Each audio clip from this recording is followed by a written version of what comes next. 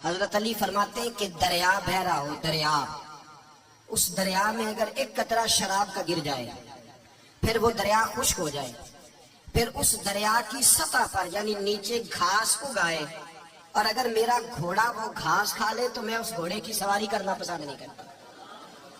اتنی نفرت نشے سے، شراب سے مولا علی شیر خدا کی۔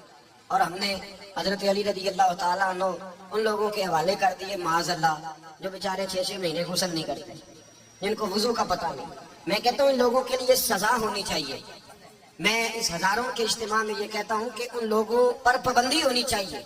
حضرت علی کا نام تو مقدس نام ہے، مولا علی کی شخصیت تو مقدس شخصیت ہے۔ جس آدمی کے منہ کے اندر سگریٹ کی بدبو آ رہی ہے، گند جس شخص نے اپنی زبان پہ بھرا ہوا ہے، وہ علی علی پکار رہا ہے، پابندی ہونی چاہیے۔ مولا علی شیر خدا رضی اللہ تعالیٰ عنہ کا نام بڑا پاکیزہ ہے۔